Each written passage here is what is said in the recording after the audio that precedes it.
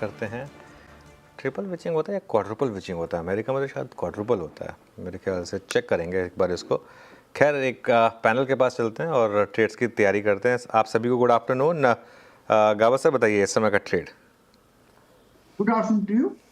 Stock जो मुझे पसंद है इस वक्त लगता है वो आईटी क्षेत्र से है, और नेक्स्ट वीक अगर मार्केट को ऊपर जाना है तो आईटी को हेल्प करना पड़ेगा। स्टॉक का नाम है LTIM, 4510 पर ट्रेड कर रहा है। स्टॉप होगा 4460, करीब 50 रुपए।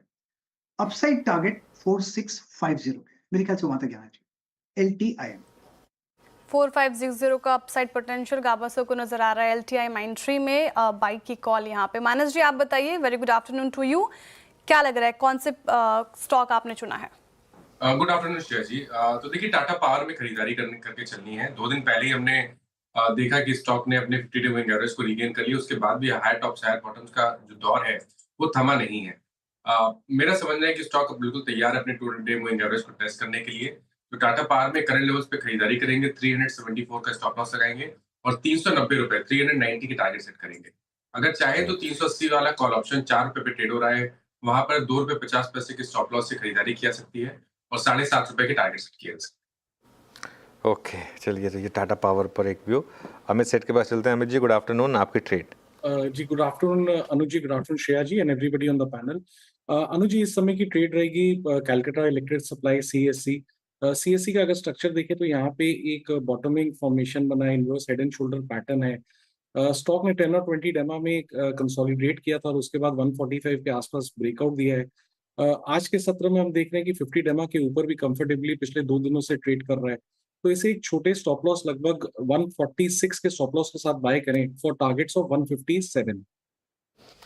ओके, CSC पुराने ज़माने में कहते थे, सो कैलकाटा इलेक्ट्रिक सप्लाई कंपनी। अभी तक अमित जी वही नाम यूज़ करते हैं। अमित जी, नाम चेंज होना चाहिए इसका भी, फिर KESC होना चाहिए, है ना? अनुज जी, जैसे BSC का नाम अभी तक नहीं हाँ, है, मुझे पता था।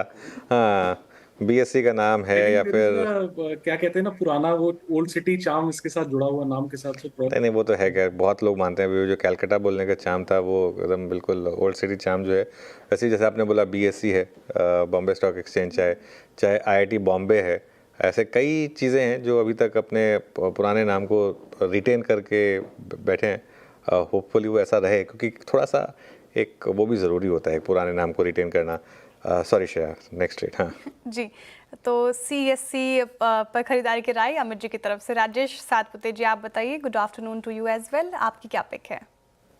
Good afternoon Shreya, good afternoon Ajay, good afternoon everyone. Shreya देखिए, नजर जो है वो OMCs पे है, ऑयल मार्केटिंग कंपनीज पे, HP, BP, IOC। BPCL थोड़ा रेजिस्टेंस के आसपास है, इसलिए मैं HP को चुनूंगा, क्योंकि HPCL में एक फ्रेश ब्रेकआउट मिला है 50 DMA के ऊपर। 349 प्राइस है, 345 का 50 DMA है। तो हम बाय करेंगे विद स्टॉप लॉस 342। इसका जो नेक्स्ट टारगेट होगा वो रहेगा करीबन 365 टू 370 का। HPCL यहाँ पर बाइंग की एक व्यू रहेगा। ऑयल मार्केटिंग कंपनीज पर भी हमने पिछले हफ्ते एक व्यू लिया था कि वो कॉम्पनसेशन आना है इनको, और तभी देखिए क्रूड बढ़ रहा है, उसके बावजूद ये स्टॉक चल रहे हैं। आई थिंक मार्केट एक्सपेक्ट कर रहा है कि शायद ईयर एंड से पहले कुछ वो कॉम्पनसेशन जो है वो एज अ कैबिनेट नोट आ जाए शायद, तो हैरानी नहीं होगी। लेकिन जिस तरीके से स्टॉक्स चले हैं, क्लियरली कुछ ना कुछ तो एक्सपेक्टेशन यहाँ पर मार्केट लेके बैठा है। Sneha ji, good afternoon. आपकी ट्रेड। Good afternoon ji. मेरे लिए I guess SBI life insurance, ये कंपनी अगर आप देखें तो इस हफ्ते नियरली 11% की अपमूव दिया है। काफी स्ट्रांग अपमूव है। एक अच्छा बेस फॉर्मेशन दिखाया अराउंड 1380 के आसपास, 1400 के जोन के आसपास। मेरा मानना है जिस तरह की ओवरऑल अपमूव है, ये रेजिस्टेंस जो एक है अराउंड 1550 के आसपास, ये काउंटर सरपास कर सकता है। तो आई वुड सजेस्ट कि यहाँ पे लॉन्ग करें with a strict stop loss around 1510। Upside में जो पोटेंशियल टारगेट रहेगा that will be around 1600। Live 3.25% की तेजी डे हाई पे कारोबार करता हुआ स्नेहा से जी की ये पिक आती हुई। राजेश अग्रवाल जी, वेरी गुड आफ्टरनून। बताइए, जिस तरीके से तेजी लगातार 5वें ट्रेडिंग सेशन में हमें देखने को मिल रही है, कौन से स्टॉक्स आपके रडार पर? गुड आफ्टरनून श्रेया जी, अनुज जी, बाकी भी जो पैनल में मित्रगण है सबको नमस्कार। बाजार में तेजी पूरे हफ्ते चली और ऐसा उम्मीद करता हूँ कि आगे भी चलती हुई नजर आएगी, क्योंकि जिस तरीके से मोमेंटम पकड़ा हुआ है, कई मैक्रो इकोनॉमिक फैक्टर्स हैं जो सपोर्ट कर रहे हैं। इन हालात के बीच में अगर कोई स्टॉक चुनना हो तो अभी हमारे 2 मित्र पावर सेक्टर से, एक ने टाटा पावर, दूसरे ने कैलकाटा इलेक्ट्रिक। मैं वापस कैलकाटा इलेक्ट्रिक ही बोल रहा हूँ क्योंकि मैं भी कैलकाटा से ही हूँ, दिया है, तो मैं भी पावर सेक्टर के साथ ही एनटीपीसी के साथ जाना चाहूँगा। अगर आप देखो तो भारत की सबसे बड़ी पावर जनरेशन कंपनी है। दिसंबर के अंत में 76,598 मेगावाट की इनकी कैपेसिटी थी, जो कि 24% डोमेस्टिक डिमांड को कैटर करती है और 17% डोमेस्टिक कैपेसिटी है इनकी। 8 कोल ब्लॉक्स हैं और करीब 25 गीगावाट की पावर कैपेसिटी आगे आने वाले 3 सालों में ये लगाने की बात कर रहे हैं, जो कि 5 से 6 गीगावाट की कैपेसिटी तो हर साल ऐड होगी इसमें। और इससे हमें लगता है कि अच्छी ग्रोथ आएगी कंपनी में। दूसरे न्यूक्लियर एनर्जी में भी जा रहे हैं। एनटीपीसी ग्रीन जो कि इनकी सब्सिडी लिस्टेड हुई है, उसका वैल्यूएशन अलग से है, डिविडेंड अच्छा देती है।